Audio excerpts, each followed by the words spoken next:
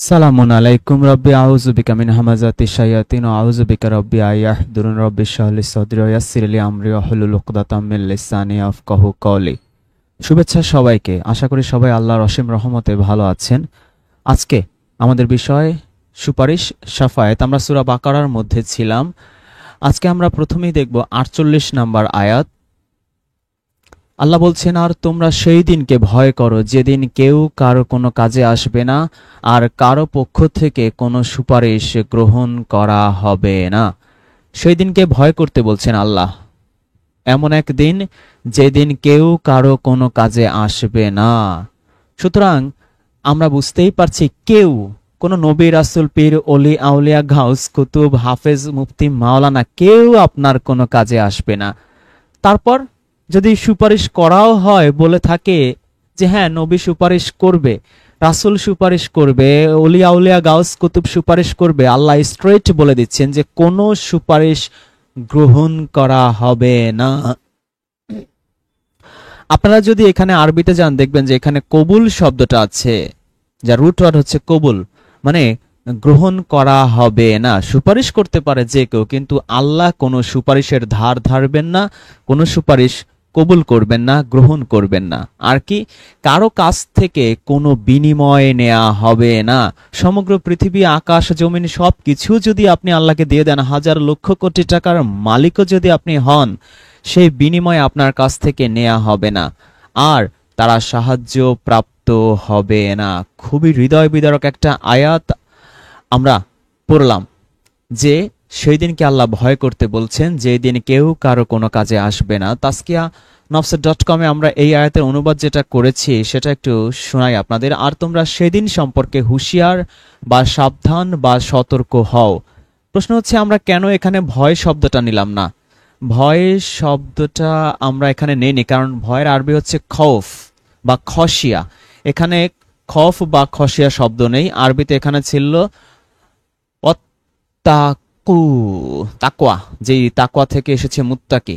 এই তাকওয়া, মুত্তাকি এর অর্থ ভয় নয়, এর অর্থ হচ্ছে সতর্ক হওয়া, সাবধান হওয়া, হুঁশিয়ার হওয়া। সুতরাং আমরা আমাদের অনুবাদে সাবধান বা সতর্ক বা হুঁশিয়ার এই অনুবাদটাকেই কাউন্ট করেছি।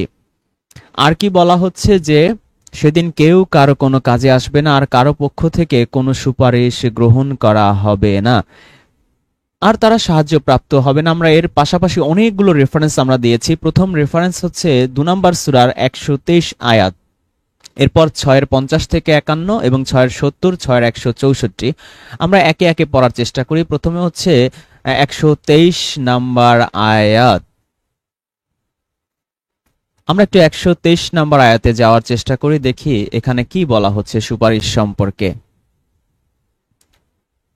সূরা বাকারার 123 নম্বর আয়াতে আল্লাহ বলছেন যে, আর তোমরা ভয় করো সেই দিনকে যেদিন কেউ কারো কোনো কাজে আসবে না এবং কোনো ব্যক্তি থেকে বিনিময় গ্রহণ করা হবে না, আর কোনো সুপারিশ তার উপকারে আসবে না এবং তারা সাহায্য প্রাপ্ত হবে না। আমরা দেখলাম একেবারে পরিষ্কার মুতাশাবিহা আয়াত, একই রকম মিনিং, একটু কাছাকাছি লেভেলের আয়াত এখানে আমরা দেখলাম। সূরা বাকারার 48 আয়াতে যা বলা হচ্ছে, 123 আয়াতেও একই ধরনের কথা বলা হয়েছে।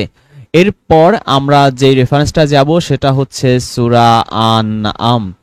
সূরা আনআমের 50, 51 এবং 70, 164 এই কটা আয়াত আমরা পড়ার চেষ্টা করব। সূরা আনআমের 50 নম্বর আয়াত আমরা দেখি কি বলা হচ্ছে এখানে। আল্লাহ বলছেন, বলো তোমাদেরকে আমি বলি না আমার কাছে আল্লাহর ভান্ডার সমূহ রয়েছে।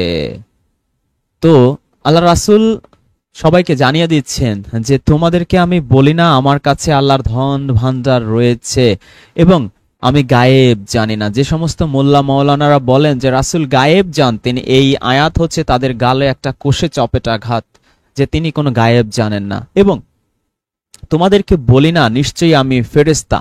যে সমস্ত মোল্লা মৌলভীরা ওয়াজে মাহফিলের মাঠে বলে থাকেন যে রাসূল নূরের তৈরি, ফেরেশতারা নূরের তৈরি, সুতরাং এই আয়াতের এই অংশটাও তাদের গালে একটা চরম চপেটাঘাত যে তিনি নূরের তৈরি নন।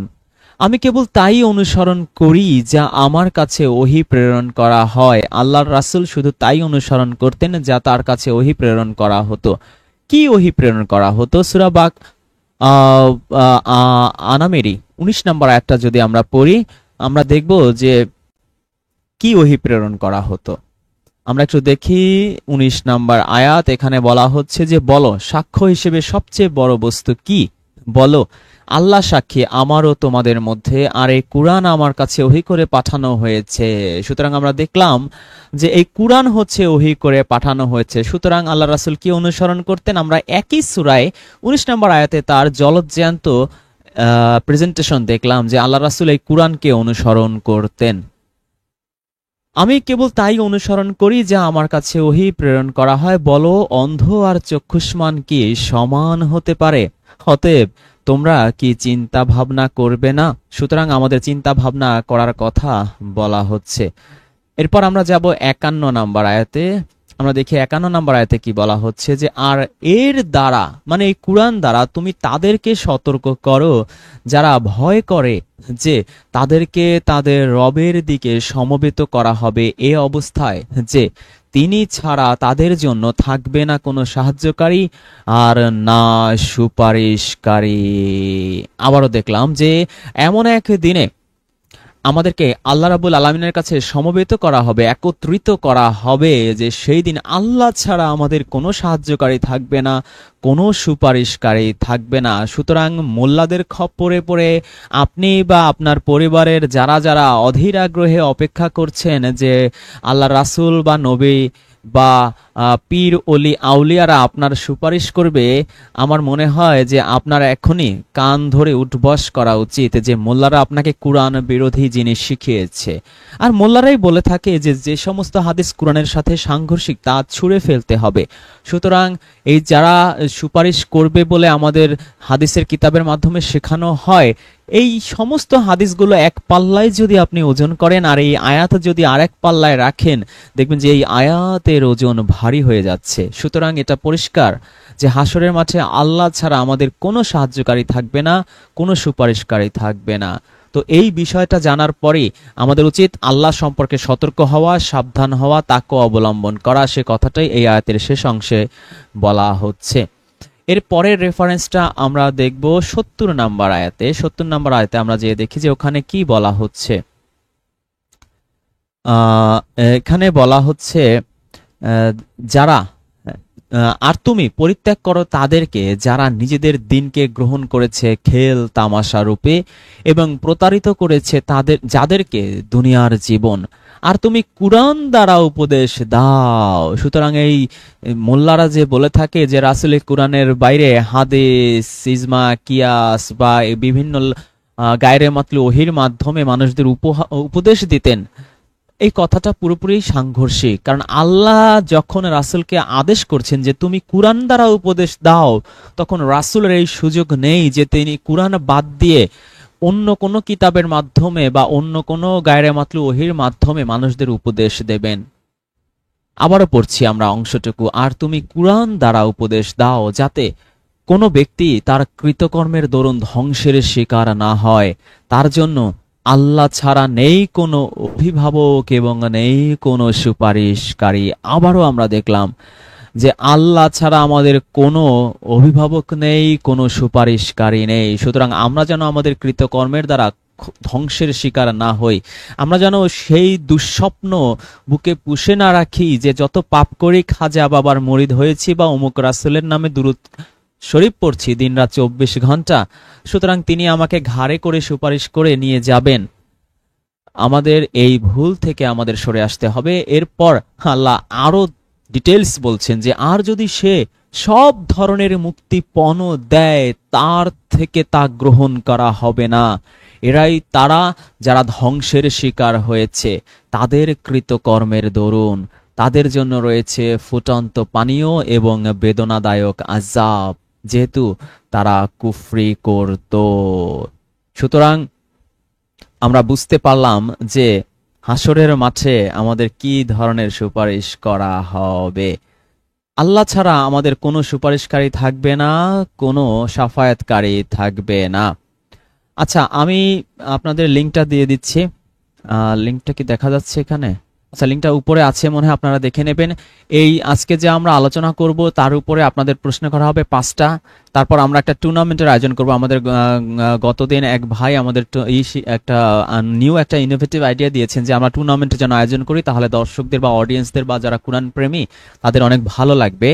আমি কিছু প্রশ্ন করব, আপনারা যারা যারা প্রথমে অ্যান্সার দিতে পারবেন তাদেরকে স্টুডিওতে আনা হবে এবং আপনাদেরকে প্রশ্ন করা হবে। তার মধ্যে যিনি ফার্স্ট হবেন তাকে 500 টাকা পুরস্কার দেওয়া হবে এবং আমাদের এই পুরস্কারটা দেওয়া হবে বাবুল ভাইয়ের সৌজন্যে। বাবুল ভাইয়ের ফাউন্ডেশন নামটা আমি দেখবো, ওনার একটা ফাউন্ডেশন আছে, সেটার বিষয় আমরা পরে আসছি। আপনারা একটু প্রস্তুতি নেন, যা পড়া হচ্ছে সেগুলো আপনারা একটু ভালো করে মনোযোগ দিয়ে শোনেন দয়া করে, এতে আপনাদেরই লাভ। আচ্ছা, এরপরে আমরা পরবর্তী রেফারেন্সে যাই। সেটা হচ্ছে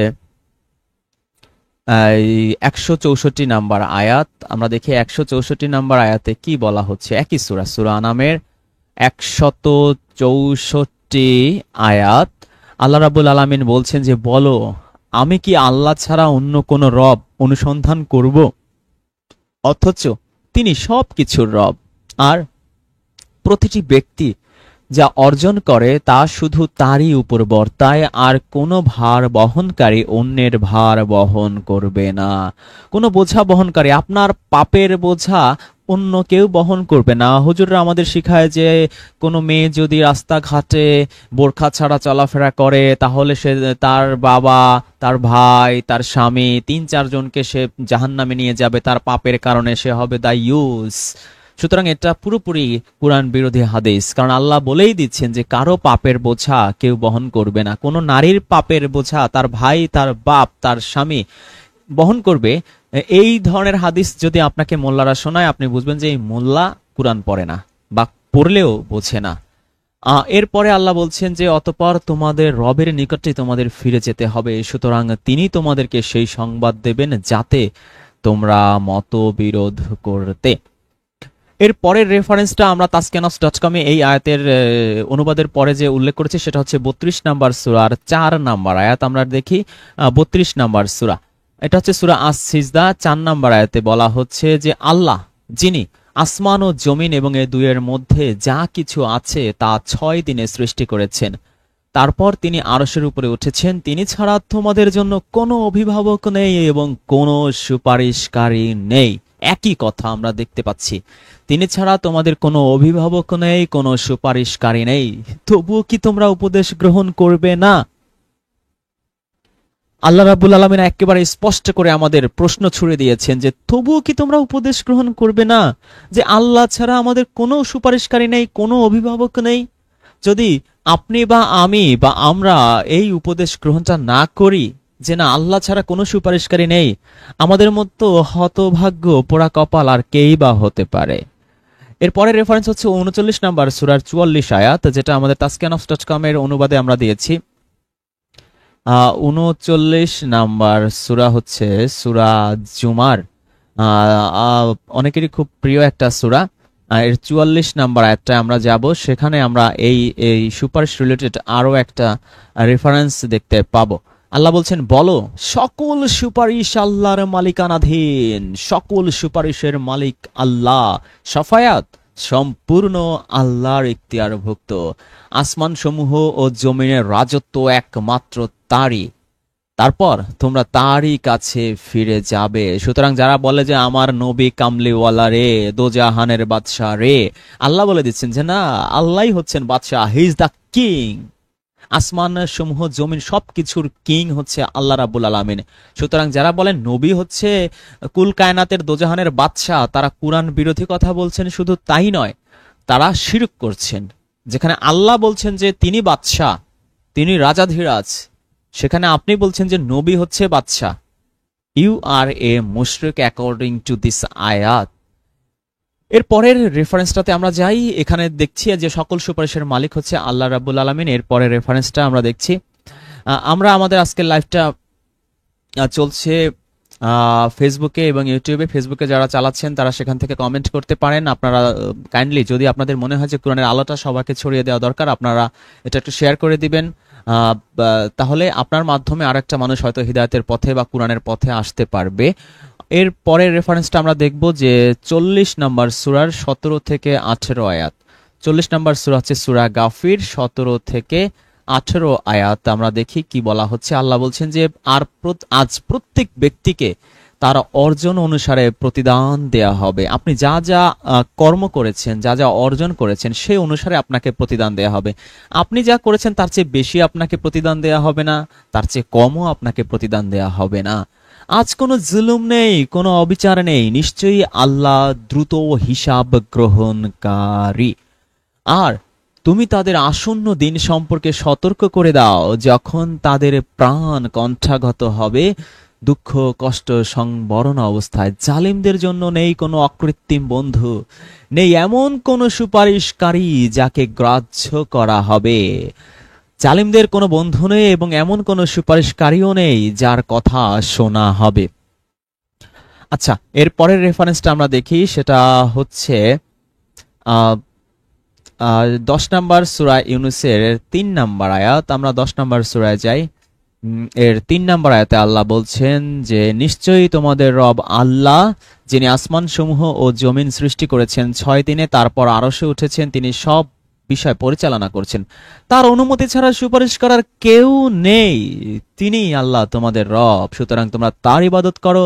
তারপরও কি তোমরা উপদেশ গ্রহণ করবে না? তার অনুমতি ছাড়া সুপারিশ করার কেউ নেই। এবং আমরা সূরা বাকারা 48 এবং 123 আয়াতে দেখছি যে সুপারিশ করতে পারে, কিন্তু কোনো সুপারিশ কবুল করা হবে না, কোনো সুপারিশ একসেপ্ট করা হবে না।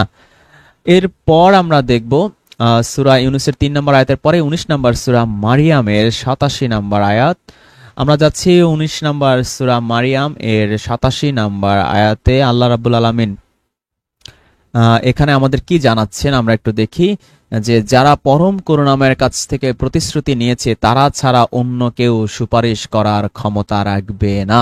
সুতরাং কারা প্রতিশ্রুতি নিয়েছে সেটা আমরা জানি, ফেরেশতারা প্রতিশ্রুতি নিয়েছে, তবে সেই সুপারিশ কিন্তু কাউন্ট করা হবে না, যেটা আমরা আগেই শিখে এসেছি সূরা বাকারা 48 এবং 123 আয়াতে। সুপারিশ যদিও কিছু কিছু মানুষকে দেয়া হবে, কিন্তু কোনো সুপারিশ কবুল করা হবে না, গ্রহণ করা হবে না, একসেপ্ট করা হবে না। এরপর আমরা দেখব 6 নম্বর সূরা আনামের 15 নম্বর আয়াত। 15 নম্বর আয়াতে আমরা যাই, সেখানে দেখি আল্লাহ কি বলছেন। আল্লাহ রাব্বুল আলামিন 15 নম্বর আয়াতে বলছেন, বলো যদি আমি আমার রবের অবাধ্য হই তবে নিশ্চয়ই আমি ভয় করি মহাদিবসের আযাবকে।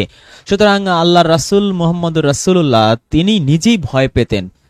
তিনি সবাইকে নিয়ে যাবেন তো অনেক দূরের কথা, তিনি বলছেন যে আমার রবের অবাধ্য যদি আমিও হই তবে নিশ্চয়ই আমি ভয় করি মহাদিবসের কঠিন আযাবকে।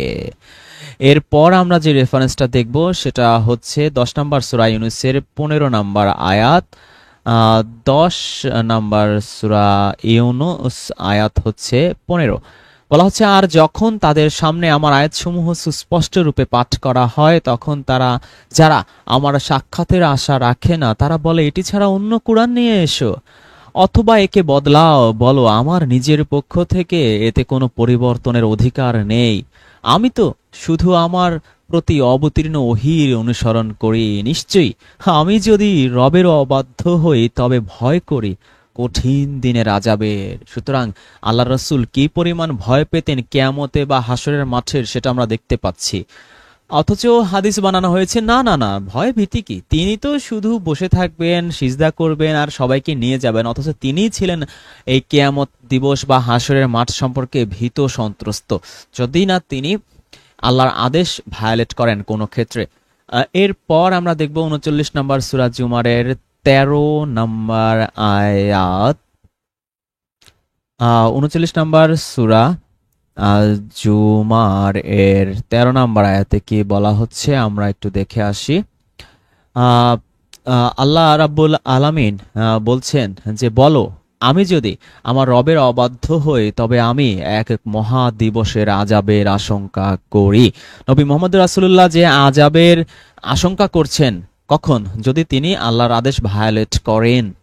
এরপর আমরা দেখব 46 নম্বর সূরা আহকাফের 9 নম্বর আয়াত।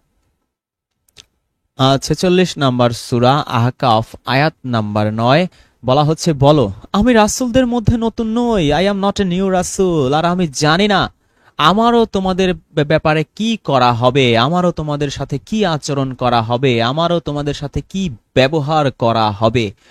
আমার প্রতি যা ওহী করা হয় আমি কেবল তারই অনুসরণ করি, আর আমি একজন সুস্পষ্ট সতর্ককারী মাত্র। সুতরাং তিনি আপনাকে ঘাড়ে করে নিয়ে যাবেন না, তিনি নিজের আইডেন্টিটি, নিজের রেসপন্সিবিলিটি কি সেটা স্ট্রেট কাট পরিষ্কারভাবে জানিয়ে দিচ্ছেন যে আমি একজন সুস্পষ্ট সতর্ককারী, আমি নতুন কোন রাসূল নই, আর আমি জানি না আমারও তোমাদের সাথে কি আচরণ করা হবে। অথচ মোল্লারা আমাদের শেখায় এবং জানায় যে তিনি দুনিয়াতে বসে 10 জনকে সার্টিফিকেটও দিয়ে দিচ্ছেন, তোমরা নিশ্চিত জান্নাতে। কিভাবে দেন তিনি? তিনি নিজের সম্পর্কেই জানেন না, তিনি আরেকজনকে সার্টিফিকেট দিচ্ছেন। হাউ রিডিকুলাস এবং কি ভয়ঙ্কর কোরআন বিরোধী হাদিস এই মোল্লারা বানিয়েছে আপনি ভেবে দেখেন। সম্ভবত খ্রিস্টানদের একটা ট্যাকেল দেওয়ার জন্য এই ধরনের হাদিসগুলো বানানো হয়েছে, যেহেতু খ্রিস্টানরা বিশ্বাস করে যারা জিসাস ক্রাইস্টকে বিশ্বাস করবে সে হচ্ছে সান অফ গড, তাহলে তিনি সবাইকে সাফায়াত করে করে জান্নাতে নিয়ে যাবেন, প্যারাডাইজে নিয়ে যাবেন, হ্যাভেনে নিয়ে যাবেন। এই জন্য মোল্লারা চিন্তা করলো যে ঠিক আছে জিসাসকে একটু ট্যাকেল দেই। না না না, জিসাসের কোনো বেল নাই, নবী মোহাম্মদ রাসূলুল্লাহ সবাইকে সাফায়াত করে সুপারিশ করে নিয়ে যাবেন। হতে পারে, জানি না কি কার মনে কি আছে, তবে যাই তারা বানাক না কেন পুরোপুরি কোরআনের সাথে সাংঘর্ষিক বিষয়, সেটা আমরা দেখতে পেলাম। এরপরে আমাদের রেফারেন্স হচ্ছে 72 নাম্বার সূরা জিনের 20 থেকে 21 আয়াত। 72 নাম্বার সূরা জিন 20 নাম্বার আয়াতে কি বলা হচ্ছে আমরা একটু দেখি। আচ্ছা, আল্লাহ বলছেন তার রাসূলের মাধ্যমে, রাসূল বলছেন যে বলো নিশ্চয়ই আমি আমার রবকে ডাকি এবং তার সাথে কাউকে শরীক করি না। বলো নিশ্চয়ই আমি তোমাদের জন্য কোনো কল্যাণ অকল্যাণ করার ক্ষমতা রাখি না এবং না কোনো কল্যাণ করার। আমার ক্ষমতা নেই তোমাদের কোনো ক্ষতি করার কিংবা তোমাদের সৎ পথে আনার। আমি তোমাদের কোনো ক্ষতি বা কল্যাণ করার ক্ষমতা রাখি না। মুজিবুর রহমান অনুবাদ করেছেন আমি তোমাদের মঙ্গল অমঙ্গলের মালিক নই। তকি উসমানী তার অনুবাদে লিখেছেন আমি তোমাদের কোনো ক্ষতি করার এখতিয়ার রাখি না এবং কোনো উপকার করারও না। সুতরাং আল্লাহ রাসূল আমাদের কোনো ক্ষতিও করতে পারতেন না, কোনো উপকারও করতে পারতেন না। আমরা আমাদের আমলের বিনিময়ে যা অর্জন করার আমাদের করতে হবে, আর কারো কোনো কিচ্ছু করার নেই। সুতরাং আপনি এই আয়াতগুলো যে আমরা পড়লাম, আপনার এখন বোঝা উচিত যে আপনি আসলে এই নিজের আমলগুলোর উপরে জোর দিবেন, কর্মকে সংশোধন করবেন, নাকি এই দুরূদ শরীফ পড়ে পড়ে দাড়ি টুপি জুব্বা রেখে রেখে নবীর সুন্নাত পালন করে নবী প্রেমিক সেজে আশেকে রাসূল সেজে এমন এক কিছুর স্বপ্ন বা আশায় থাকবেন যেটা কখনোই পূরণ হবে না। অনেক ধন্যবাদ মনোযোগ দিয়ে আমাদের আলোচনাটা শোনার জন্য।